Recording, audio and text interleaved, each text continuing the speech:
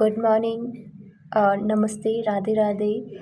सो जैसा कि पता है आपको कि हम यूपीएससी सीएसई के प्रीवियस ईयर्स पेपर जो है ना वो एनालाइज कर रहे हैं, बहुत ही आसान हिंदी में एनालाइज कर रहे हैं। और हम सिर्फ एनालाइज ही नहीं कर रहे हैं, हम बल्कि ये समझने की कोशिश कर रहे हैं कि संभावना है कि इस तरह के इन क्वेश्चन पर और क्वेश्चन नेक्स्ट एग्ज़ाम्स में यूपीएससी कैसे बना सकता है। तो हम टॉपिक्स पर फोकस करने की कोशिश करते हैं कि किस किस टॉपिक से ज़्यादा क्वेश्चन आते हैं जो यूपीएससी पूछता है, उसके इर्द गिर्द घूमता रहता है। तो जैसा कि आपको पता है कि हम अभी तक मॉडर्न हिस्ट्री कर रहे थे। अब मॉडर्न हिस्ट्री के जो हमारे प्रीवियस के इसके क्वेश्चन हैं जो 2013 से 2024 के बीच में आए थे वो हमने कंप्लीट कर लिए हैं। देखिए, जो 2025 में पेपर हुआ था उसका वो पूरा पेपर यानी कि फुल लेंथ का जो पेपर है वो पूरी एक वीडियो बना देंगे जो 2025 का एक में ही फिनिश कर देंगे, जिसमें सारे सब्जेक्ट होंगे। अभी 2024 तक के सिर्फ सब्जेक्ट वाइज ही हम करा रहे हैं। तो अब जो हमारा है वो हमारी एंशिएंट इंडिया स्टार्ट होगी। एंशिएंट इंडिया में जो भी क्वेश्चंस आए हैं एंशिएंट हिस्ट्री से प्रीवियस ईयर्स में, वो सारे हम डिस्कस करेंगे डे बाई डे। एंड हमारी वीडियोज़ आती रहेंगी, जो भी 1-2 वीडियो ही इसकी बनेंगी, बाकी उसकी तो 6 लेक्चर हो गए थे, इसके 2-3 ही लेक्चर में हम इसको फिनिश कर लेंगे। सो अब हम स्टार्ट करते हैं। सो हम देखते हैं। देखिए, ये हमारा जो फर्स्ट जो हमारा इंडियन जो एंशिएंट हिस्ट्री से हमारा शुरुआत होगी। तो जो क्वेश्चन है वो जो है ना वो इंडस वैली सिविलाइजेशन से ही आए हैं, क्योंकि प्री हिस्टोरिक एज और हिस्टोरिक एज इनकी या फिर पैलेलिथिक एज से भी जो बहुत ही कम क्वेश्चन बने हैं, जो भी बने हैं वो प्री हिस्ट्री में अगर इंडस वैली सिविलाइजेशन से बने हैं। तो एक बार हम आपको मैप में दिखा देते हैं। जो इंडस वैली सिविलाइजेशन का एरिया था वो अगर आप देखेंगे तो भारत में दक्षिण से शुरुआत करेंगे तो यहाँ पर जो महाराष्ट्र का कुछ पार्ट आता है, यहाँ पूरब में उत्तर प्रदेश वाला एरिया, और यूपी में जो जम्मू कश्मीर है वहाँ से, और इधर अगर आप पश्चिम में जाएंगे तो ये पाकिस्तान अफगानिस्तान तक का एरिया, ये इसमें इतने एरिया में इंडस वैली सिविलाइजेशन का जो क्षेत्र है वो फैला हुआ था। ठीक है, तो यहाँ पर आप देखेंगे ये हड़प्पा यहाँ पर जो कि पाकिस्तान में पड़ता है, और ये इंडस वैली सिविलाइजेशन की एरिया है। ये थार डेजर्ट है, ये हिमालयन रेंज है। ब्रह्मपुत्रा की रिवर जो है ना वो ऐसे इधर से इधर फ्लो करती है, और ये गंगा वाला रीजन है, गंगा रिवर का। और ये आप देखेंगे तो हिंदू कुश वाला एरिया है, और ये साइबर पख्तून वाला एरिया है। यहाँ पर इंडस वैली सिविलाइजेशन जो जम्मू कश्मीर से होकर ये यहाँ से निकली है, यहाँ पर है। ये मोहनजोदड़ो जो कि हड़प्पा से जस्ट नीचे है, और ये वाला अरेबियन सी आप ब्लू कलर का देख पा रहे होंगे। और अगर आपको देखें तो जो भारत है उसके पूरब साइड में बे ऑफ बंगाल वाला एरिया है, बे ऑफ बंगाल वाला एरिया है, जिसको इसके नीचे अब जब आएंगे तो यहाँ श्रीलंका वाला इंडियन ओशन कहा जाता है। ठीक है, तो ये ओवरव्यू है इंडिया का।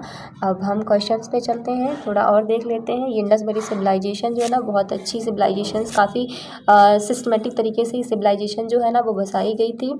इनके माइंड की दाद देते हैं कि भाई उस टाइम मतलब उस टाइम इतनी डेवलपमेंट टेक्नोलॉजी भी नहीं थी, इतना डेवलपमेंट नहीं था, फिर भी ये लोग काफ़ी डेवलप्ड थे।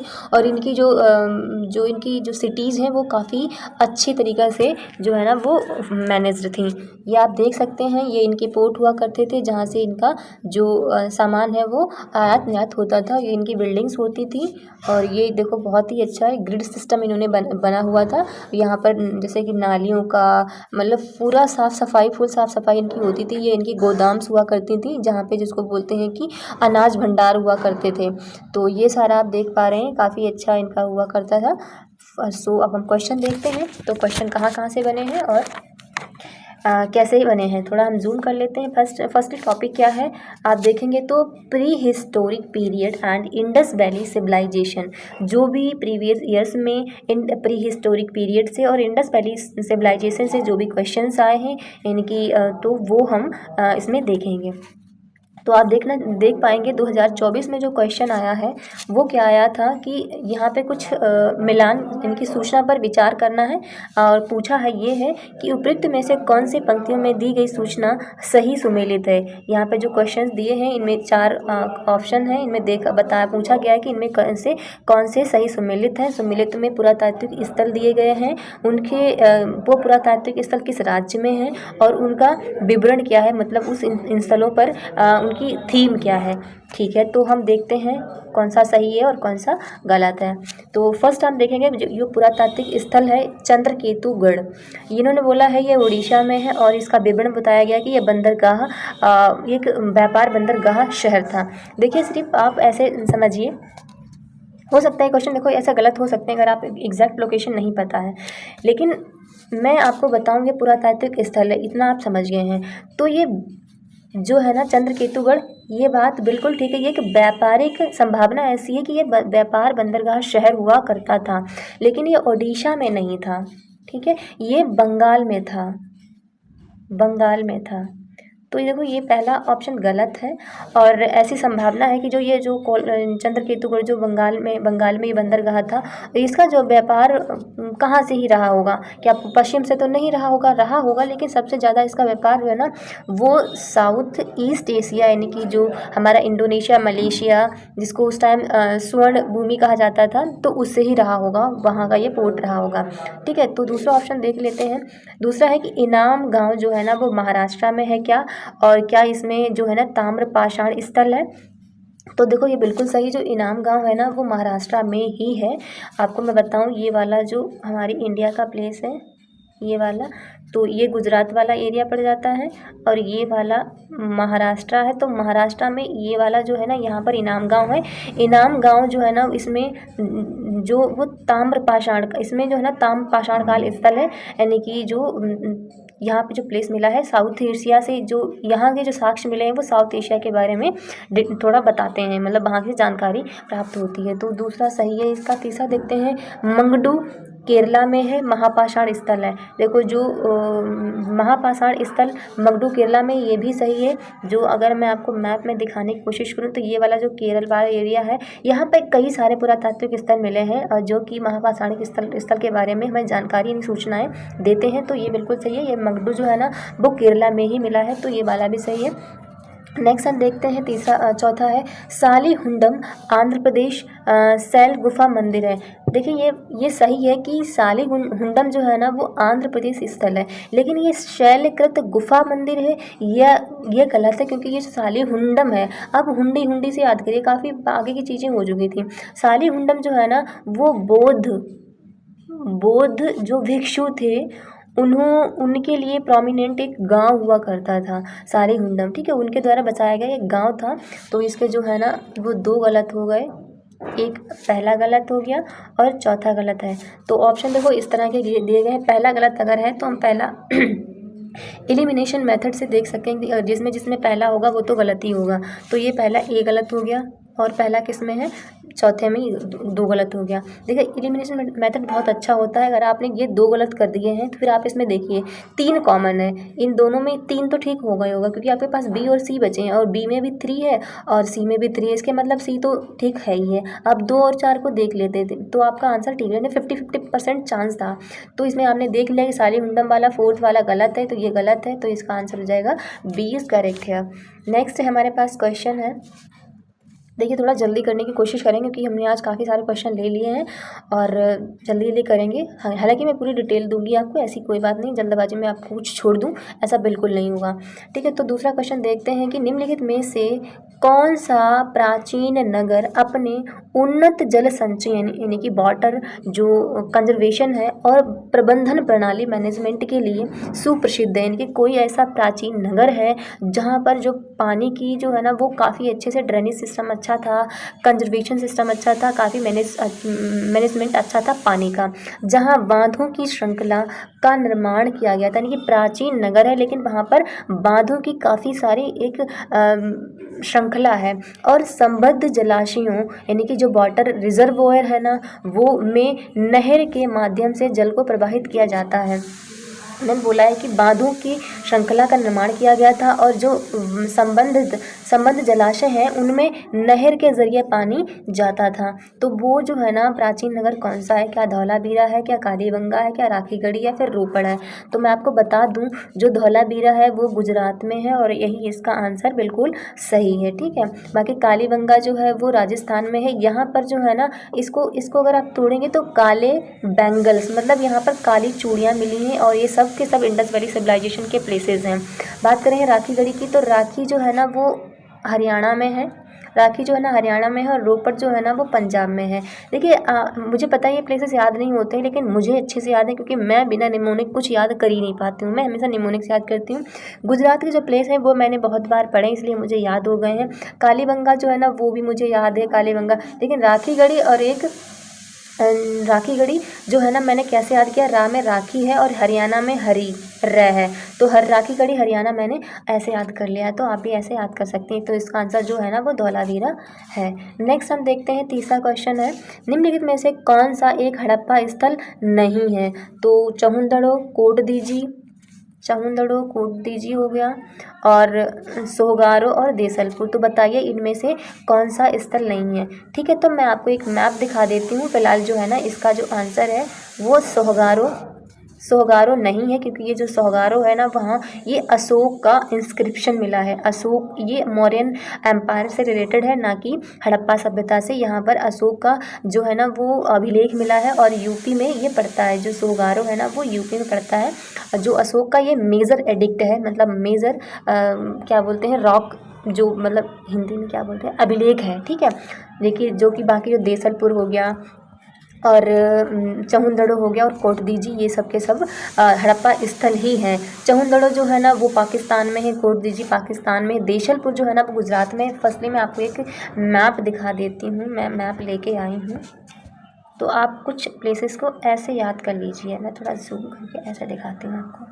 यहाँ पे देखिए मैंने बहुत बार पढ़ा है तब मुझे याद हुआ है, आप भी कई बार देखेंगे तो आप याद कर लेंगे। ओके, सो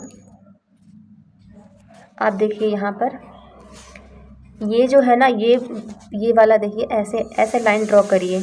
ये हो जाता है, इधर वाला इंडिया है, इधर वाला पाकिस्तान है, और ये Indus valley civilisation, oh shit, sorry guys, ये वाला जो है ना इंडस, ये पाकिस्तान वाला एरिया है और ये वाला इंडिया वाला एरिया है। तो यहाँ से ये इंडस वैली सिविलाइजेशन गई है, जो कि जम्मू कश्मीर होते हुए इंडिया में एंटर करती है। तो यहाँ पर आप देखेंगे ये जो है ना ये हड़प्पा वाला स्थल पाकिस्तान में, हड़प्पा से नीचे जस्ट है चहुंदड़ो। हड़प्पा से ये हड़प्पा है, ये है इंडस वैली, ये मोहनजोदड़ो है, ये कोटदीजी है, और ये है चहुंदड़ो। ठीक है, और यहाँ पर देखिए आप रोपर जो कि पंजाब में है, राखीगढ़ी हरियाणा में है, मिथाथल हरियाणा में है। उसके अलावा आप गनेरी वाला देखेंगे तो ये राजस्थान में है। यहीं पर कालीबंगा, ये काली बेंगल वाला जो कि सतलज नदी के किनारे है, ये जो है ना वो राजस्थान में है। इसके अलावा मैं आपको दिखा देती हूँ ऐसे हड़प्पा, ठीक है, गनेरी वाला, मोहनजोदाड़ो से जस्ट नीचे कोटदीजी और उसके नीचे चहुंदड़ो है, और ये अलाहादीनो है, यहाँ पर सुटकोटदा है, ये सुतकांगे डोर है, और ये है धौलावीरा जिसकी भी हम बात कर रहे थे, जिसमें ड्रेनेज सिस्टम बहुत अच्छा है, और यहाँ पर रिजर्वोयर है। ये है सुरकोटदा, ये वाला है, ये सुतकांगे डोर था। ये है लोथल, ये वाला लोथल वाला एरिया है, और ये है सोमनाथ, ये है सोमनाथ। और यहाँ ये वाला एरिया देख रहे हैं आप, ये वाला एरिया यहाँ पे लिखा नहीं है लेकिन यही है देसलपुर। ठीक है, तो आपने ये वाले प्लेसेस देख लिए। आप देखिए बिना मैप देखे आप कुछ नहीं से, मैं मैप पे पढ़ा रही हूँ, तो आप भी अपने साइड से एक मैप देखिए और मैप में ड्रॉ करिए, तभी आपको अच्छे से ये याद हो पाएंगे। बाकी हम क्वेश्चन देख लेते हैं। तो ये हमारा हो गया तीसरा वाला। फोर्थ क्वेश्चन देखते हैं, निम्नलिखित में से, एक बार थोड़ा जूम कर लेते हैं, निम्नलिखित में से कौन सिंधु सभ्यता के लोगों की विशेषताएं हैं? सिंधु सभ्यता के लोग, उनकी विशेषताएं क्या थीं? उनके पास बड़े बड़े महल और मंदिर थे। देखिए बिल्कुल ये गलत है, क्योंकि जो सिंधु सभ्यता के लोग हैं, हाँ मतलब धार्मिक अनुष्ठान वगैरह करते होंगे, लेकिन ऐसा कोई साक्ष्य नहीं मिला है कि उनके पास कोई मंदिर थे, उन्होंने कोई मंदिर बनवाए थे। हाँ महल थोड़े बहुत कह सकते हैं जो है ना वो मिले हैं। वे नर और नारी दोनों देवताओं की पूजा करते थे। देखो ये बिल्कुल सही है, क्योंकि आप इस तरह से समझ सकते हैं, क्योंकि जो सिंधु घाटी सभ्यता में एक लेडी मिली है, जो कांस्य प्रतिमा मिली है, जो कि कमर पे हाथ धरे हुए हैं, आप उनको देख सकते हैं। ये ऐसे थी और दूसरा इनका हाथ सर पे रखा हुआ है। तो डांसिंग लेडी इन्हें बोलते हैं। एक पशुपति शील मिली है, एक पशुपति शील मिली है। कुछ अजीब सा उनका पोस्चर बना हुआ है और एक ऐसे चौकोर से बने हुए हैं, उनमें कुछ ऐसे करके पशुपति शील, तो हो सकता है वो पूजा उनकी होती हो। और एक लेडी मिली है जिनको उर्वरक की देवी कहा गया है, जिनका आधा जो धड़ है ना वो मतलब एक साइड का ये वाला एरिया नहीं है और उनके सर पे जो है ना पेड़ सा उग रहा है, वो लेडी मिली है। इसके अलावा एक जो है ना, मैं उनको बाबा जी करके याद करती हूँ, फिलहाल उनको क्या बोलते हैं मुझे याद नहीं है। जो वो है ना उनका, वो एक साइड से शॉल ओढ़े हुए हैं, कुछ अलती पलती मारे ऐसे बैठे हुए हैं और वो साइड से शॉल ओढ़े हुए हैं और उनके जो माथे पर है ना एकदम गोल गोल सा ललाट सी है और उनके जो बाल नहीं है और ये जो उनके जो कंबल सा ओढ़े हुए हैं उस पे फूल से बने हुए हैं। तो ऐसे कह सकते हैं कि इन लोगों की पूजा होती रही होगी। तो दूसरा ऑप्शन बिल्कुल सही है। तीसरा देखते हैं, उन्होंने युद्ध में घोड़ों द्वारा खींचे जाने वाले रथों को नियोजित किया। देखिए जो हड़प्पा सभ्यता जो है ना उसमें घोड़े का कोई साक्ष्य कहीं कोई साक्ष्य नहीं मिला है, तो ये गलत होगा। हाँ ये है कि जैसे कि आप देखेंगे तो लोथल में एक खिलौना मिला है जो कि बहुत ही छोटा टेराकोटा का खिलौना बना हुआ है, जो कि जैसे कि बच्चों खेलने के लिए बनाया गया, उसमें घोड़ा और रथ दिखाया गया है। तो सिर्फ उससे ही नहीं कह सकते हैं कि वो लोग घोड़ा का यूज़ करते थे, घोड़ा का प्रयोग उनके जीवन में होता था। तो ये देखिए ये गलत है, क्योंकि अगर बोलें कि रथों को नियोजित किया जाता था, सिर्फ वो एक साक्ष्य मिला है और कोई साक्ष्य नहीं मिला है। इसलिए यूपीएससी ने इस जो आंसर है इस ऑप्शन को गलत माना है और इसको भी पहला तीसरा गलत है। इसका आंसर जो है ना वो बी है, सिर्फ दूसरा सही है। नेक्स्ट है 5th नंबर का क्वेश्चन, सिंधु घाटी सभ्यता के संदर्भ में निम्नलिखित कथनों पर विचार कीजिए। 2011 में पूछा गया है। क्या है विचार करना? यह प्रमुखतः लौकिक सभ्यता थी तथा उसमें धार्मिक तत्व यद्यपि उपस्थित था, वर्चस्व नहीं था। देखिए ये बिल्कुल सही है, क्योंकि धार्मिक तत्व हमें पता लग रहा है क्योंकि हमें ऐसी सील्स मिली हैं, ऐसी मूर्तियाँ मिली हैं कि ऐसा लगता है कि हाँ वो पूजा करते रहे होंगे। देखिए आपको पता है एक बात मिला है, स्नानागार मिला है और ऐसा लगता है कि बहुत सारे लोग वहाँ पर नहाते रहे होंगे। तो ये संभावना है कि कोई पूजा वगैरह होती होगी, कोई धार्मिक पूजा होती होगी, तो इकट्ठा वो सब नहाने आते होंगे, ऐसी संभावना है। अब क्लियर नहीं पता है कि वो लोग, क्योंकि उनकी जो लिपि है वो पढ़ी नहीं गई है। तो ऐसी संभावना है कि धार्मिक तत्व उपस्थित तो थे लेकिन बहुत ज़्यादा उनका वर्चस्व नहीं था। तो ये बिल्कुल सही है। दूसरा है, उस काल में भारत में कपास से वस्त्र बनाए जाते थे। देखिए ये वाला भी बिल्कुल सही है। तो इसके जो आंसर है ए एंड बी दोनों सही हैं। अब जो है ना इतने ही क्वेश्चन यूपीएससी ने प्री हिस्टोरिक इरा से पूछे, इंडस वैली सिविलाइजेशन से अब तक के क्वेश्चन आए हुए हैं। अब हमारा जो शुरू होगा वो वैदिक एंड लेटर वैदिक एरा शुरू होगा। जो वैदिक एंड लेटर वैदिक एजेस से जो भी क्वेश्चन आए वो भी 4-5 ही क्वेश्चन है, तो वो हम देख लेते हैं। ज़्यादा क्वेश्चन जो आए हैं वो गुप्ता पीरियड से आए हैं और मौर्यन एम्पायर से आया है, तो इसको भी देख लेते हैं क्या क्या क्वेश्चन आया। तो फर्स्ट क्वेश्चन है, निम्नलिखित कथनों पर विचार कीजिए, जो कि है 2024 में क्वेश्चन आया। क्या विचार करना है? फर्स्ट है कि उपनिषदों में कोई नीति कथा पैरावल नहीं है। आप बताइए यहाँ पर क्या पकड़ सकते हैं, की पॉइंट क्या है? कोई नीति कथा नहीं है। क्या इतने सारे उपनिषदों में कोई नीति कथा नहीं होगी? ऐसा कैसे हो सकता है भाई? कथाएं तो हैं ही उपनिषदों में। होता है क्या, अगर आप किताब भी लिख रहे हैं तो क्या कथाएं तो होती क्या है? अजीब बात, कैसे क्वेश्चन पूछ लिया है आपने। तो आप ये देख के ही गलत कर सकते हैं कि कोई भी नीति कथा नहीं। नीति और कथाएं तो होती ही हैं, और होता है क्या पैराबल्स में, यही तो होता है। तो पहला तो गलत हो गया। दूसरा है, उपनिषदों की रचना पुराणों से पहले हुई है। देखिए ये बिल्कुल सही है। जो उपनिषद है वो 4 से 300 ईसा पूर्व में लिखे गए रचना हुई है। और वहीं पुराणों की बात करें तो इनकी 3 से 4 ईस्वी सन में रचना हुई है। तो ये बिल्कुल सही है। तो इसका जो आंसर है 20 करेक्ट है। नेक्स्ट हम देखते हैं, सॉरी आज डिस्टर्बेंस हो रहा है, मैं माइक बहुत जल्दी ले लूँगी, अभी थोड़ा मैं नहीं कर पा रही हूँ और फिर आपको जो बाहर की नॉइज़ है वो नहीं आएगी। ओके, अभी मैं मैनेज कर रही हूँ, आप लोग भी मैनेज कर लिए मेरे साथ।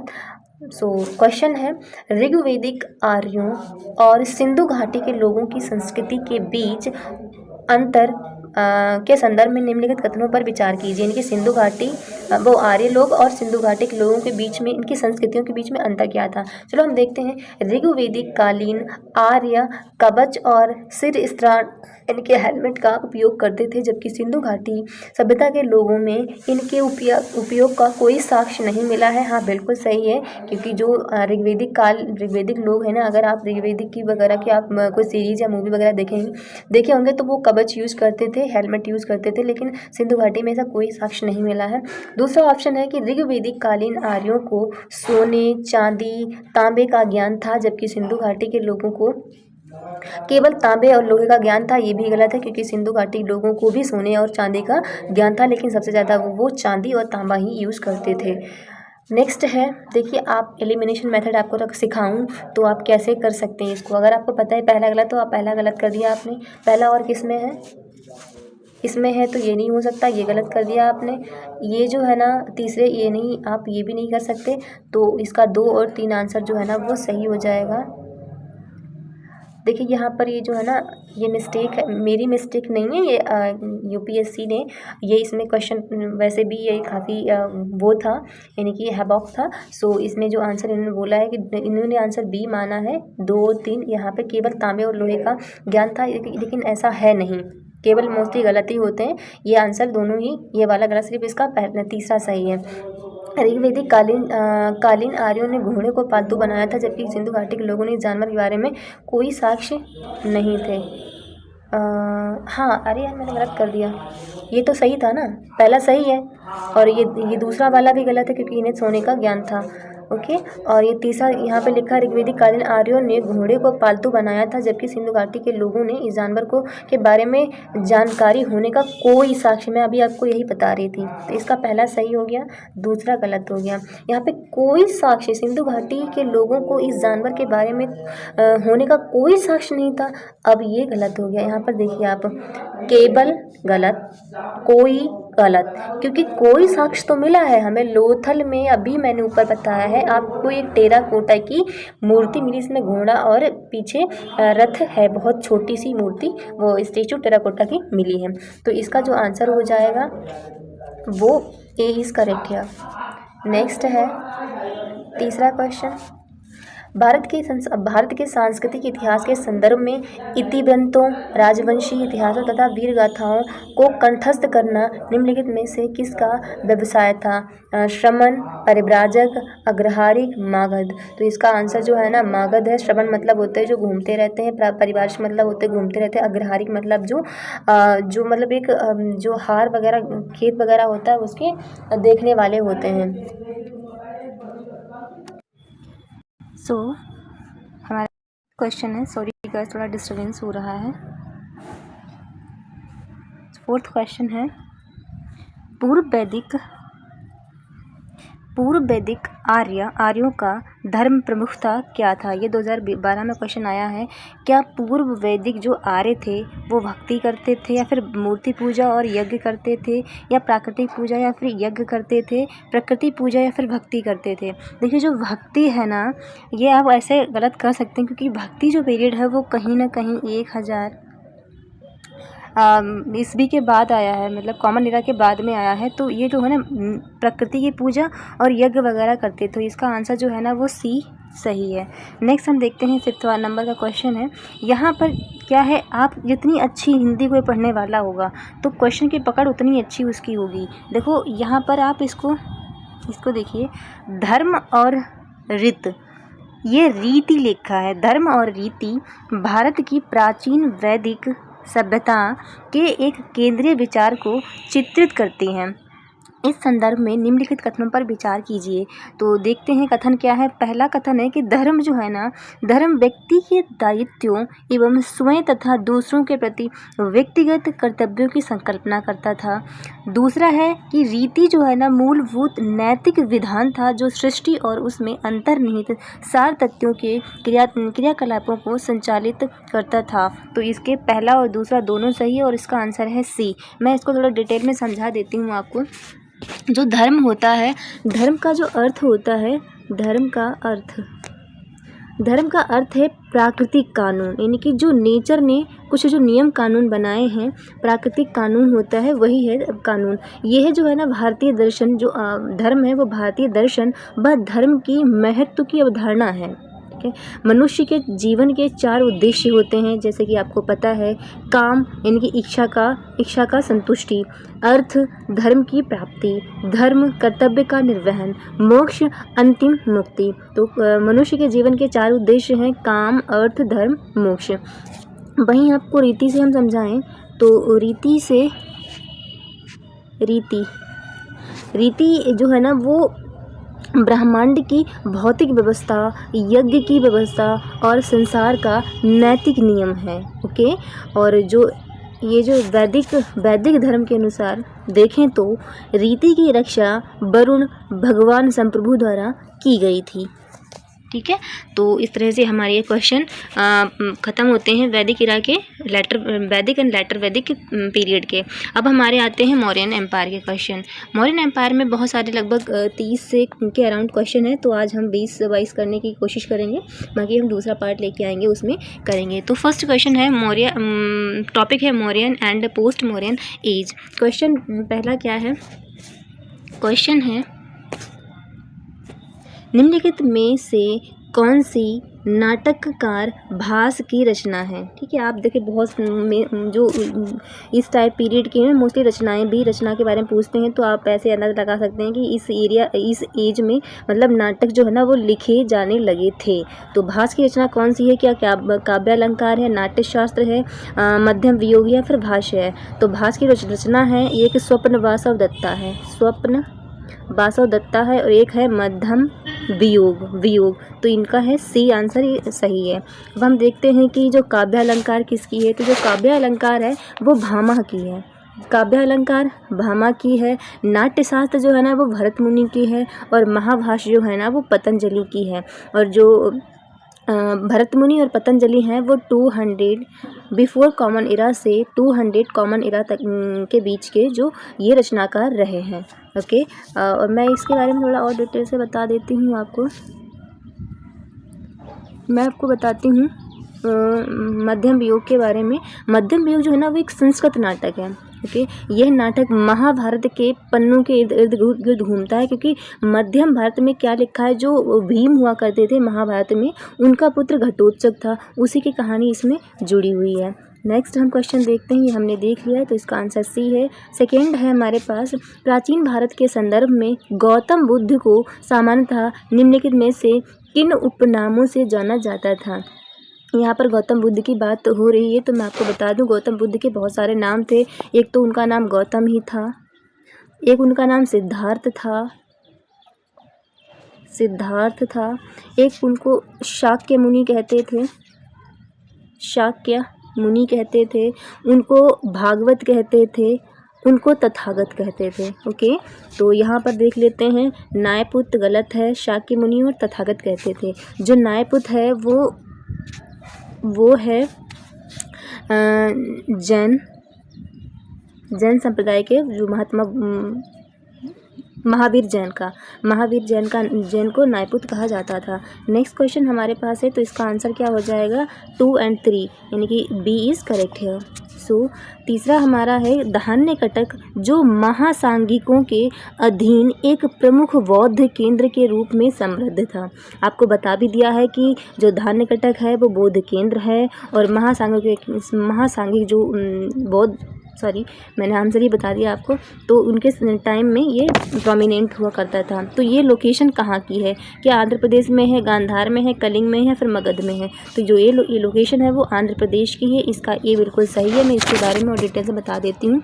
जो धान्यकटक है, धान्यकटक जो है उसको अमरावती भी कहते हैं। अमरावती वही है जो कि आंध्र प्रदेश की वर्तमान में कैपिटल हो चुकी है, उसकी राजधानी हो चुकी है। और ये एक महत्वपूर्ण बौद्ध केंद्र हुआ करता था, जो कि महासांगिक संप्रदाय के तहत समृद्ध हुआ था। जो महासांगिक हैं और ये महायान से जुड़े हैं। ये जो बौद्ध धर्म की जो दूसरी सेकेंड वाली संगीति हुई थी, वो उसी संगीति में जो बौद्ध धर्म है वो 2 पार्ट्स में डिवाइड हो गया था, एक महासांगिक में, एक स्थविरवाद में।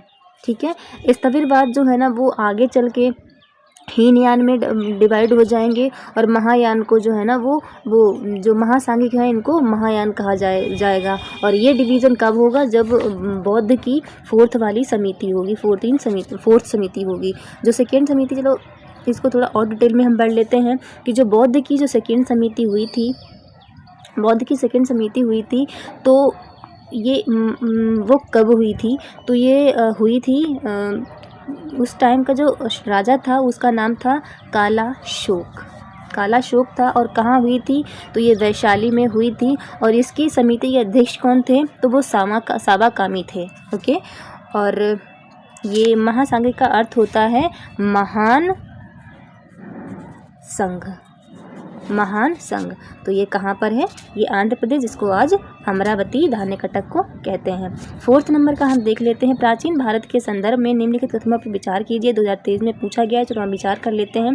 पहला पूछा गया है कि स्तूप की संकल्पना मूलतः बौद्ध संकल्पना है तो नहीं है, ये पहले की है। इसको हम मूलतः बौद्ध संकल्पना नहीं कह सकते हैं क्योंकि जो स्तूप हैं वो कहीं ना कहीं हमें वैदिक इरा में और उससे पहले हड़प्पा सभ्यता में भी हमें जो जिसको टॉम बोलते थे वो मिले थे।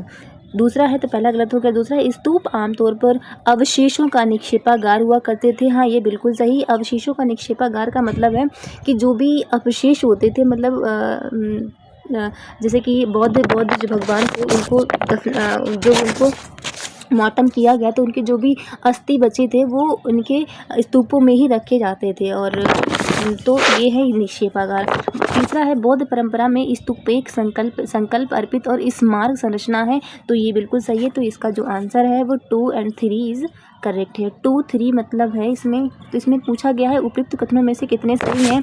तो क्या एक सही है, एक नहीं सही है? क्या 2 सही हैं? केवल 2 ही सही हैं? सभी तीनों सही हैं? सभी नहीं सही हैं? कोई भी नहीं सही है? तो इसमें केवल 2 ही सही हैं। देखिए, केवल 2 ही सही का मतलब ये मत समझे केवल 2 वाला ऑप्शन सही है, नहीं। इसका मतलब ये पूछते हैं कि क्या इसमें से 2 सही है, इनमें से 1 सही है, इनमें से तीनों सही हैं। तो इसमें से 2 सही है। हम 5th नंबर का देख लेते हैं। 5th है, आत्मा केवल जंतु और पादप जीवन की संपदा नहीं है बल्कि शिलाओं, प्राकृतिक जलधाराओं, अन्य अनेक प्राकृतिक वस्तुओं की भी है जिन्हें अन्य धार्मिक संप्रदाय जीवित नहीं मानते हैं। तो पूछा गया है कि उपयुक्त कथन प्राचीन भारत के निम्नलिखित में से किस एक धार्मिक संप्रदाय के मूलभूत विश्वास को प्रतिबिंबित करता है। क्वेश्चन में पूछा गया है कि जो ये वाली ऊपर की जो ये कथन है वो किस धार्मिक संप्रदाय का विश्वास है और अन्य धर्म इसको नहीं मानते हैं। और इसमें बताया गया है कि जो इस कथन में बोला गया है कि जो आत्मा है वो सिर्फ जंतु और पौधों में ही नहीं बल्कि जल में है, नदियों में है, पत्थरों में है, शिलाओं में है। आत्मा हर जगह एग्जिस्ट करती है, हर किसी में आत्मा होती है। तो ये जो है ना, ये जैन धर्म ने बोला था। बौद्ध धर्म जो आत्मा में विश्वास नहीं करता था, बौद्ध धर्म कहता था, बौद्ध धर्म हमेशा मध्यम मार्ग की, वो कहता था ज्ञान प्राप्ति करो। यानी कि देखो, मैं आपको एक बार थोड़ा इसको भी डिटेल में समझा देती हूँ। जैन और उनकी विचारधाराएं, जैन और बौद्ध के में अंतर क्या था। तो जो जैनी लोग थे, जैन धर्म वाले, उनका था जैन धर्म के अनुसार कि आत्मा केवल जंतु व पादपों में नहीं बल्कि पत्थरों, नदियों, शिलाओं में हर जगह होती है। और आत्मा जैन धर्म का मूल हुआ करता था और मौलिक केंद्र हुआ करता था।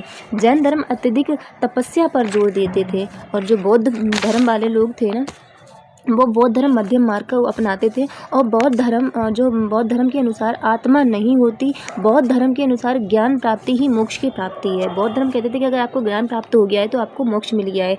लेकिन जैन धर्म कहते थे कि जो आत्मा है, अगर जैसे आप कर्म करेंगे वैसे ही आत्मा के आपको जन्म मिलेगा। मतलब वो जन्म मरण में विश्वास रखते थे कि अगर आपकी इस जन्म में अच्छे कर्म है तभी आपको नेक्स्ट में इंसानी जन्म मिलेगा, नहीं तो आपको कोई भी जन्म मिल सकता है, पशु, पक्षी, जानवर किसी का मिल सकता है। तो ये तो जो विचार है, ये बी वाला आंसर इसका सही है, जैन परंपरा है। 6 नंबर का क्वेश्चन है कि निम्नलिखित युग्मों पर विचार कीजिए जो कि 2023 में आया है। तो युग्म क्या है? स्थल दिए गए हैं और जिसके लिए जाना जाता है। तो ये स्थल किसके लिए जाने जाते हैं, ये वाला इसमें पूछा गया है। पहले देखते हैं बेसनगर क्या शिव गुफा के लिए जाना जाता है, शिव मंदिर है यहाँ पे। भाजा में क्या बौद्ध गुफा मंदिर है। शीतल वासन में क्या जैन गुफा मंदिर है। तो मैं आपको बता दूं, इसका जो है वो जो बेस नगर है वो मध्य प्रदेश में पड़ता है और यह एक पुरातात्विक स्थल है। और इसमें जो है ना यहाँ पर जो पुरातात्विक स्थल है ना, तो यहाँ पर अशोक की इंस्क्रिप्शन वगैरह मिलते हैं और अदर कुछ इंस्क्रिप्शन मिलते हैं, मतलब शिला संरचनाएँ मिलती हैं, लेकिन ये शैव गुफा नहीं है। तो पहला तो गलत हो गया, तो केवल एक सही है, नहीं सभी तीनों सही हैं, तो पहला तो गलत हो गया। तो आंसर तो हमारे पास देख लेते हैं, कोई भी नहीं, तो ये भी देखना बाकी है। भाजा जो है ना वो भाजा ये महाराष्ट्र में पड़ता है, भाजा महाराष्ट्र में पड़ता है और ये बौद्ध गुफा मंदिर ही है, ये सही है। शीतलवासन जैन गुफा है, तो शीतलवासन की मैं बात करूं तो ये तमिलनाडु में पड़ता है और ये जैन गुफा ही है, तो इसके 2 और 3 दोनों सही हैं, तो इसके आंसर हो जाएगा बी, केवल 2 सही है यहाँ पर। 7 नंबर का क्वेश्चन देख लेते हैं कि कौटिल्य अर्थशास्त्र के अनुसार निम्नलिखित में से कौन सा सही है। 2022 में क्वेश्चन आप देख सकते हैं, इसमें ऑप्शन दिया गया कि क्या न्यायिक दंड के परिणाम स्वरूप कोई व्यक्ति दास हो सकता था। दूसरा है स्त्री दास अपने मालिक के संसर्ग से पुत्र जनन पर कानूनी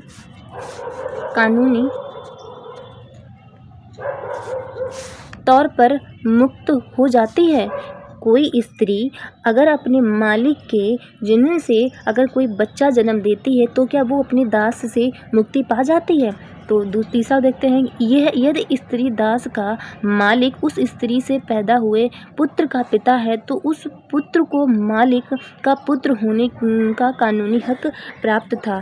तो देखिए मैं आपको बता दूं, ये जो ऑप्शन है बिल्कुल सही है। जो कौटिल्य का अर्थशास्त्र था उसमें नियम कानूनों में लिखा हुआ था, उसमें बोला गया कि अगर कोई स्त्री दास है और उस दौरान वह जो जिस मालिक की दास है, अगर उस मालिक से उसको पुत्र जन्म होता है, ठीक है, तो उस पुत्र को जो पिता का नाम मिलेगा वो उस मालिक का ही नाम कानूनी हक मिलेगा। तो तीसरा सही है इसका, तो तीसरा इसमें है, ठीक है।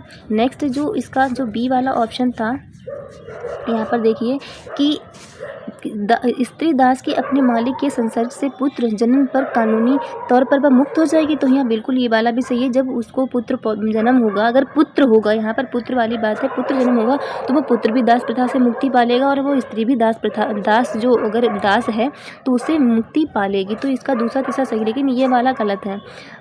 यहाँ पर बोला कि न्यायिक दंड के परिणाम स्वरूप कोई व्यक्ति दास हो सकता है, नहीं, न्यायिक दंड के परिणाम स्वरूप कोई व्यक्ति दास नहीं हो सकता। दास जब भी बनेगा या तो वो खुद को बेच ले या फिर उसको बंदी बनाया गया हो। तो इसका दूसरा और तीसरा सही है, पहला गलत है। दूसरा और तीसरा सही है, पहला गलत है, तो इसका हो जाएगा बी इज़ करेक्ट है।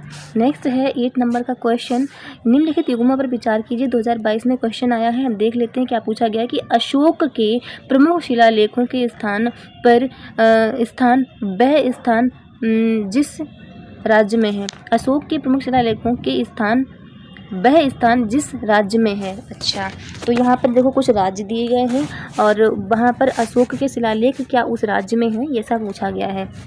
धौली क्या उड़ीसा में है, एराईगुड़ी क्या आंध्र प्रदेश में है, जौगढ़ क्या मध्य प्रदेश में है, कालसी क्या कर्नाटक में है। तो मैं आपको बता देती हूँ, ये अशोक के जो कुछ मेजर और माइनर एडिक्ट थे, अशोक ने बहुत सारे एडिक्ट बनवाए थे, शिलालेख बनवाए थे, तो जो कि अलग अलग राज्यों में पाए गए हैं। तो यही पूछा गया है कि जो धौली है, मैं आपको बता दूँ, जो धौली है वो उड़ीसा में पाई गई है। हाँ, ये उड़ीसा में ही है, ठीक है। एराईगुड़ी आंध्र प्रदेश में है, जौगढ़ जो है ना वो मध्य प्रदेश में। देखिए मध्य प्रदेश में उनका मेजर कोई एडिक्ट नहीं मिला है, तो ये तीसरा गलत हो गया है। कालसी जो है ना वो कर्नाटका में है, कालसी जो है वो कर्नाटका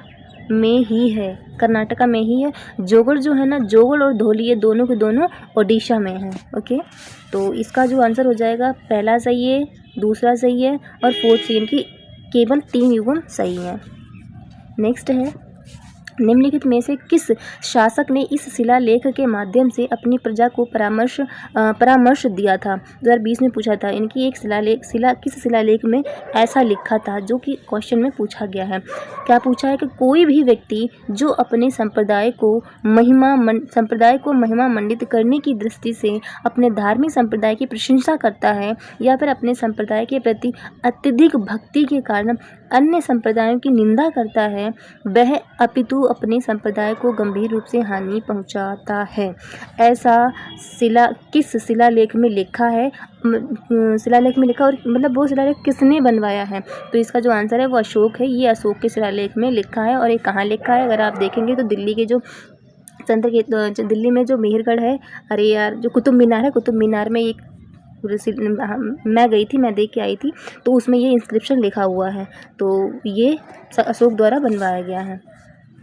ये है 9th नंबर। हाँ, 10th नंबर का क्वेश्चन है, भारत के धार्मिक इतिहास के संदर्भ में निम्नलिखित कथन पर विचार कीजिए। तो विचार कर लेते हैं। विचार करना है हमें। स्थविरवादी महायान बौद्ध धर्म से संबंधित है। क्या स्थविरवादी जो है ना वो महायान से संबंधित है? ओके। दूसरा ऑप्शन है लोकोत्तरवादी संप्रदाय बौद्ध धर्म के महासांघिक संप्रदाय की एक शाखा है। तीसरा है सांघिकों द्वारा बुद्ध के देवत्वरोपण ने महायान बौद्ध धर्म को प्रोत्साहित किया। तो इसका जो ऑप्शन है, आंसर है पहला वाला। आप देखिए, स्थविरवादी महायान बौद्ध धर्म से संबंधित है। मैंने अभी आपको बताया कि जो बौद्ध की जो सेकेंड समिति हुई थी, जिसमें कालाशोक राजा था और उसमें हुई थी वैशाली में, कालाशोक जो राजा था उसमें और वैशाली में हुई थी। तो वहाँ पर जो बौद्ध धर्म था वो दो में डिवाइड हो गया। एक था स्थविरवाद, एक था महासांघिक। और महासांघिक जो है ना वो महायान से संबंधित आगे डिवाइड हुए, मतलब महायान उन्होंने अपनाया और स्थविरवाद ने हीनयान अपनाया। मैंने इसको कैसे याद किया है आपको बता देती हूँ। जो महासांघिक मतलब महायान और स्थविर मतलब रुके हुए, वो हीन है। और इन दोनों में फ़र्क क्या था? जो महासांघिक और महायान वाले थे, अगर आप ऐसे याद करेंगे, मैंने तो ऐसे याद किया है कि जो महायान है वो महान है। महान मतलब वो मूर्ति पूजा भी करते हैं, रीति रिवाजों को मानते हैं, बहुत ज़्यादा टफ नहीं है, टफ रूलों को फॉलो नहीं करते। लेकिन जो स्थविरवाद हैं ये बहुत ही रूढ़वादी हैं, ये बहुत ही रूढ़ी हैं, ठीक है, और बहुत ही मतलब हीनता, बहुत ही कट्टरता अपनाते हैं और रुके हुए, मतलब जिस इंसान जहाँ के तहाँ रुक जाता है, यानी कि समाज के हिसाब से नहीं चलता, तो उसको रूढ़िवादी ही कहते हैं। तो ये इस तरह के हैं। तो ये जो महासांघिक हैं वो ये वाले हैं। तो स्थविरवाद मतलब रुके हुए, स्थविरवाद मतलब रुके हुए मतलब हीन है, ठीक है। तो ये हीनयान से संबंधित है, न कि महायान से। तो ये वाला तो गलत हो गया, पहला गलत, तो पहला गलत हो गया, ये वाला ऑप्शन तो गलत हो गया। दूसरा, लोकोत्तरवादी संप्रदाय बौद्ध धर्म के महासांघिक संप्रदाय से ही शाखा है, बिल्कुल ये सही है। महासांघिकों द्वारा बुद्ध के देवत्वरोपण है। हाँ, महासांघिकों ने ही बुद्ध भगवान को देवी के फॉर्म में लेके आए थे, महायान बौद्ध धर्म को प्रोत्साहित किया। तो इसका दूसरा तो तीसरा सही है। तो इसमें जो आंसर हो जाएगा 2 and 3 बी इज़ करेक्ट है। तो नेक्स्ट देखते हैं। नेक्स्ट है 11th नंबर का क्वेश्चन, भारत के सांस्कृतिक इतिहास के संदर्भ में निम्नलिखित में से कौन सा शब्द पारमिता शब्द का सही विवरण निम्नलिखित में से कौन करता है? तो जो पारमिता शब्द का देख लेते हैं। सूत्र पद्धति में लिखे गए प्राचीनतम धर्मशास्त्र पाठ को पारमिता कहते हैं क्या? नहीं। वेदों के प्राधिकार को अस्वीकार करने वाला दार्शनिक संप्रदाय को नहीं, उसको नास्तिक कहते हैं, जो वेदों को अस्वीकार करता है। तीसरा है परिपूर्णताएं जिनकी प्राप्ति से बोधिसत्व पथ प्रशस्त होता है, इसका सही है, बिल्कुल सही है कि ये जो बोधिसत्व के पथ पर, इनकी बुद्ध भगवान के जो अष्टांगिक मार्ग है, बुद्ध भगवान ने जो अष्टांगिक मार्ग दिया था, उस मार्ग पर जो चलने की कोशिश करता है उसको पारमिता कहते हैं। डी है इसका, डी भी देख लेते हैं लेकिन गलत ही है। आरंभिक मध्यकालीन दक्षिण भारत की सशक्ति व्यापारी श्रेणी नहीं, उसको श्रमिक कहते थे, उस श्रेणी को या श्रेष्ठी कहते थे। तो ये गलत हो गया, इसका आंसर है सी। नेक्स्ट है हमारे पास क्वेश्चन 12th नंबर का, निम्न पर विचार कीजिए। 2019 में पूछा गया है और क्वेश्चन है कि उपयुक्त में से कौन महायान बौद्ध धर्म की विशेषता या विशेषताएं हैं? या बौद्ध धर्म महायान, देखिए याद रखिए, महायान में आपको बता चुकी, महा मतलब महान है, देवी की पूजा करते हैं, बहुत ही रूल मध्यम मार्ग अपनाते हैं, और ये जो है ना मतलब समाज के हिसाब से ढल जाते हैं। तो क्या पूछा है? बुद्ध का देवत्वरोपण, हाँ बिल्कुल सही है। देखिए ये क्वेश्चन रिपीटेड है, अगर आपने भैया प्रीवियस ईयर्स का यही फ़ायदा होता है। अगर आपने 2019 क्वेश्चन ये पढ़ा होता कि बुद्ध का देवत्वरूपण, तो आपको पता होता है कि हाँ ये जो महायान है ना बौद्ध धर्म का देवत्वरूपण अपनाता है। और फिर क्वेश्चन देखिए आप 2020 में क्या पूछा, इसमें देखिए आप ये 2020 का ये वाला ये क्वेश्चन देखिए, महासांगिक द्वारा बुद्ध के देवत्वरूपण क्वेश्चन है, 19 में है और 20 में रिपीटेड क्वेश्चन है। ओके, तो यही फ़ायदा होता है प्रीवियस ईयर्स को पढ़ने का। तो यहाँ पूछा है बुद्ध के देवत्वरूपण, हाँ बिल्कुल सही है। बोध सत्व के पथ पर चलना, बिल्कुल सही है, बिल्कुल रिपीटेड क्वेश्चन है। मूर्ति पूजा अनुष्ठान करना, हाँ बिल्कुल सही, इसके तीनों सही हैं, तो डी इज करेक्ट है। नेक्स्ट क्वेश्चन है, निम्नलिखित में से किस उभारदार मूर्ति शिल्प यानी कि रिलीफ स्कल्पचर शिलालेख में अशोक के प्रस्तर रूप चित्र के साथ रान्यो अशोक लिखा हुआ है? इसमें पूछा गया है कि जो नीचे दिए गए जो मूर्ति शिल्प है ना, उन शिल्पों में से किस में अशोक का नाम रान्यो अशोक यानी कि राजा अशोक लिखा गया है? तो क्या कंगनहल्ली में लिखा ऐसा है, या फिर रांची में लिखा है, या फिर शाहबाजगढ़ी शिलालेख में लिखा है, सोहगारों में लिखा है? देखिए ये इनके सारे शिलालेख ही हैं, तो इसका जो आंसर है वो कंगनहल्ली में लिखा है। इसमें आपको एडिशन नॉलेज में और दे देती हूँ, जो इनका अशोक जो थे ना, इनके काफ़ी सारे मैं आपको बता चुकी मेजर और माइनर एडिक्ट थे, लेकिन जो इनके 4 जिसमें राजा अशोक, जहाँ पर अशोक का मेंशन मिलता है कि हाँ ये अशोक ने बनवाए हैं, उनका नाम लिखा मिलता है, वो 4 एडिक्ट हैं, 4 स्तंभशिला लेख हैं। तो उन चारों के नाम आप रट लीजिए बिल्कुल, क्योंकि हमेशा अक्सर एग्ज़ाम से पूछे जाते रहे हैं। यूपीएससी में ना सही कहीं और पूछ लेगा, और यूपीएससी में एक तो पूछ ही लिया कि आप और भी पूछ ले। तो ये कंगनहल्ली इसका सही है कि रान्यो अशोक लिखा है। एक तो कंगनहल्ली हो गया, एक ये हो गया, और 3 और कौन से हैं? तो एक है ये जो कंगनहल्ली मैं आपको बता दूँ, ये कर्नाटक में पड़ता है। ये भी पूछ सकते हैं कि जो रान्यो अशोक जो कंगनहल्ली में है वो कहाँ, कंगनहल्ली शिलालेख में लिखा है वो किस राज्य में है? तो वो कर्नाटका में। इसके अलावा दूसरा है रुम्मिनदेई शिलालेख। रुम्मिनदेई शिलालेख जो है ना वो नेपाल में है, जहाँ पर राजा अशोक जिस शिलालेख में लिखा है। इसके अलावा शिलालेख तीसरा बताते हैं, तीसरा जो है ना वो है गुनगेरा शिलालेख। ये मध्य प्रदेश में पड़ता है। गुनगेरा जो मध्य प्रदेश में पड़ता है, इसमें भी राजा अशोक का मेंशन है। इसके अलावा जो फोर्थ है वो है इसका नाम है निट्टूर व उद्गोलम। और ये कहाँ पर है? ये कर्नाटका में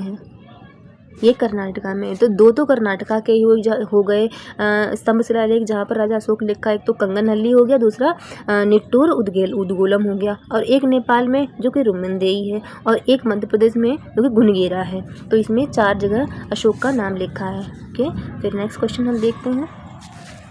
14 नंबर का क्वेश्चन है कि भारत में धार्मिक प्रथाओं के संदर्भ में स्थानकवासी संप्रदाय का संबंध किस धर्म से है? तो ये जैन धर्म से है। 14 नंबर का है ये जनक स्थानकवासी कौन होते थे? तो स्थानकवासी श्वेतांबर जैन धर्म का संप्रदाय हुआ करता था, और इसका जो स्थापना थी वो 1653 ईस्वी में किसने की थी? तो उनका नाम था तवाजी जी ने जो स्थानकवासी संप्रदाय जो कि श्वेतांबर जैन धर्म था उससे संबंधित थे, उन्होंने इसकी स्थापना की थी। और इनके अनुसार आत्मा की शुद्धि के लिए मूर्ति पूजा आवश्यक नहीं है। ठीक है, जैसे कि आपको पता है कि जो जैन धर्म था वो भी श्वेतांबर और दिगंबर में बटा हुआ था। श्वेतांबर जो थे वो श्वेत वस्त्र धारण करते थे, दिगंबर जो थे वो नग्न अवस्था में रहते थे। और जो जैन धर्म था बहुत ही कट्टर धर्म था, ये मतलब कीड़ा मकोड़ा भी मरना इसमें अलाउ नहीं था। बहुत ही कहते थे कि हार्ड तपस्या करो तभी आपको मोक्ष मिलेगा, लेकिन जैन धर्म बौद्ध धर्म था वो मध्यम मार्ग का रूल फॉलो करता था। नेक्स्ट है 15 नंबर का क्वेश्चन कि भारत के इतिहास के संदर्भ में निम्नलिखित में से कौन वह भावी बुद्ध होंगे जिसे अभी दुनिया को बचाने के लिए आना शेष है? मतलब ऐसे कौन से भावी बुद्धा होंगे जो दुनिया को बचाने के लिए भी फिर जन्म लेंगे? तो इसका आंसर है सी, मैत्रेय है जो कि अभी जन्म लेंगे। 16 नंबर क्वेश्चन है कि भारत के धार्मिक इतिहास के संदर्भ में निम्नलिखित कथनों पर विचार कीजिए। तो विचार कर लेते हैं। ऑप्शन है सौतांत्रिक और समिति जैन मत के संप्रदाय थे। दूसरा है सर्वास्तिवादियों की मान्यता थी कि परिघटना के अवयव पूर्णतः क्षणिक नहीं है अपितु अव्यक्त रूप में सदैव विद्यमान होते हैं। तो इसका जो आंसर है वो बी है। इसका आंसर जो बी है पहला, स्वतांत्रिक और समितीय जैन मत के संप्रदाय हैं। नहीं, ये बौद्ध मत के जो है ना संप्रदाय हैं। और सर्वस्तिवादियों की मान्यता है कि परिघटनाओं के अव्यय पूर्णतः क्षणिक होते हैं। जो इसमें बोला गया है कि अपितु अव्यक्त सदैव विद्यमान रहते हैं। इसमें बोला कि बौद्ध धर्म में कहा गया है कि जो हर चीज़ है वो दुनिया में विद्यमान रहती है और चलती रहती है, मतलब सदैव विद्यमान रहती है और कहीं वो समय के हिसाब से बदलती है और चलती रहती है। तो यही बी सही है इसका। 17 नंबर का क्वेश्चन देखते हैं हम। निम्नलिखित में से किसने सम्राट अशोक के शिलालेख की सबसे पहले व्याख्या की थी? तो ये तो आपको पता ही होगा, जेम्स प्रिंसेप ने सबसे पहले अशोक की शिलालेखों की जो है ना वो पढ़ा था, उन्होंने व्याख्या की थी। वो सन था 1837 में जेम्स प्रिंसेप ने। नेक्स्ट हम देखते हैं 18 नंबर का क्वेश्चन हमारा होगा। 18 नंबर का क्वेश्चन है, भारत के धार्मिक इतिहास के संदर्भ में निम्नलिखित कथनों पर विचार कीजिए। कथन देखते हैं। बोधिसत्व की अवधारणा बौद्ध धर्म के हीनयान संप्रदाय के केंद्र में है। ऐसा कैसे हो सकता है? अभी तो हम पढ़ के ऊपर कितनी बार हम बोधिसत्व पढ़ चुके हैं। बोधिसत्व जो है ना वो महायान में है, पहला गलत हो गया। बोधिसत्व एक करुणामयी व्यक्ति है जो आत्मा ज्ञान की ओर अग्रसर है। हाँ, ये भी सही है। बोधिसत्व अपने स्वयं के उद्धार को प्राप्त करने में देरी करता है ताकि सभी सत्वों को उनके मार्ग में मदद की जा सके। ओके, ये सही है। इसका आंसर बी है। तो ए और दूसरा तीसरा इसका सही है। 19 नंबर का क्वेश्चन जो कि 2015 में आया है और आप देखेंगे कि ये क्वेश्चन जो है ना रिपीटेडली है। 2015 में आया था। निम्नलिखित में से कौन से राज्य बुद्ध के जीवन से संबंधित है? क्या अवंती है, गांधार है, कौशल है, मगध है? तो इनमें से बौद्ध के जीवन से कौन संबंधित है? तो इनके जीवन से अवंती मतलब डायरेक्ट प्रत्यक्ष तौर पर संबंधित नहीं है, अप्रत्यक्ष तौर पर तो है ही है। तो प्रत्यक्ष ही पूछा गया है तो गांधार है, कौशल है, मगध है। तो इसका आंसर हो जाएगा दूसरा, तीसरा और चौथा। गांधार नहीं है, अवंती तो है। इसका मैं गलत कैसे हो सकती हूँ? तीसरा और चौथा यहाँ पर, इसमें तीसरा और चौथा। हाँ, गांधार भी नहीं, क्योंकि गांधार जो है ना आप देखेंगे ये वाला भारत वाला एरिया था तो बौद्ध भगवान का जो है ना वो यहाँ तक प्रसार था। और गांधार तो पड़ता है पाकिस्तान साइड में, तो यहाँ पर इनका वर्चस्व नहीं था। तो इसमें दो अवंती और गांधार नहीं थे, इसमें कौशल और मगध थे दोनों ही। ठीक है, तो ये लास्ट क्वेश्चन ये 2014 में आया, फिर 15 में रिपीटेड हुआ। क्वेश्चन है, निम्नलिखित में से कौन से राज्य बुद्ध के जीवन से संबंधित है? सेम क्वेश्चन है कि अवंती, गांधार, कौशल, मगध, और सेम ऐसे ही option as it is option रखे। और इसका भी आंसर तीसरा और चौथा सही है। बाकी मैं कुछ आपको बता देती हूँ। इसमें देखिए, बुद्ध के जन्म से, यानी कि बुद्ध से ही आप बता देती हूँ कि बुद्ध जो है ना भगवान बुद्ध से कुछ जुड़े स्थानों के नाम बताती हूँ। एक है नागार्जुन कोंड हो गया, अजंता हो गया, एलोरा हो गया, अमरावती, सांची, दिल्ली, मथुरा, आगरा, श्रावस्ती, कुशीनगर, कौशाम्बी, सारनाथ, बोधगया, पटना, हाजीपुर, राजगीर, गया, और इसके अलावा बोधगया जो कि यूनेस्को साइट भी है, नालंदा, केसरिया और कुरुक्षेत्र जो कि बौद्ध धर्म से रिलेटेड है। इसके अलावा जैन धर्म से कुछ स्थल रिलेटेड है, मैं उनको नाम बता देती हूँ। हस्तिनापुर हो गया, अयोध्या हो गया, बनारस हो गया, खजुराहो हो गया, बावनगंज हो गया, गिरनार और पालिताना हो गया जो कि गुजरात में पड़ते हैं, श्रवण बेलगोला कैसे भूल सकते हैं आप, रनकपुर, उदयगिरी, शिखरजी, पावापुरी, अलोरा, कुंडलग्राम, गुंटूर और पट्टाडकल। इसके अलावा मैं बताती हूँ कि 4 जो प्लेसेस हैं वो बहुत ही बौद्ध धर्म से रिलेटेड है, मतलब मेजर हैं। एक है लुम्बिनी जहाँ ये नेपाल में है, जहाँ बुद्ध का जन्म हुआ था, लुम्बिनी। दूसरा है बोध गया जो है ना जहाँ भगवान को ज्ञान यानी कि बुद्धि मिली थी। तो ज्ञान आप ऐसे याद कर लेना, बोध गया में भगवान को बुद्धि यानी कि ज्ञान की प्राप्ति हुई थी। और बोध गया कहाँ पर है? बिहार में है। इसके अलावा सारनाथ में क्या हुआ था? जहाँ उन्होंने सारांश ही सुना दिया था, तो वो था उन्होंने पहला उपदेश दिया था। तो सारनाथ में उन्होंने क्या दिया था? पहला उपदेश सारांश सुना दिया था। सारनाथ कहाँ पर है? यूपी, हाँ यूपी में है। नेक्स्ट है कुशीनगर जो है ना यहाँ पर ये कुशल मंगल से रहे थे। कुशल मंगल मतलब कुशल मंगल हो गए थे, मतलब इनका महानिर्वाण हो गया था, इनको यहाँ पर मृत्यु हुई थी और ये भी यूपी में है। तो ये आज के हैं questions. Thank you guys, I hope आप अच्छे से समझ गए होंगे। और थोड़ा डिस्टर्बेंस आज हुआ है, मैं समझ सकती हूँ। अब मैं जल्दी माइक ले लूँगी, फिर आपको कोई डिस्टर्बेंस नहीं होगा। बाकी अगर आपको मेरी क्लास अच्छी लगती है तो मुझे कमेंट्स में ज़रूर बताएं, और मेरे में कुछ भी कमियाँ दिखती हैं कि ये मुझे सुधार करना चाहिए तो मुझे वो भी कमेंट्स में बताएं। मैं पूरी कोशिश करूँगी सुधारने की। थैंक यू गाइस एंड अपने आसपास सफाई ज़रूर रखें, खुद खुश रहें और सबको खुश रखें। Thank you.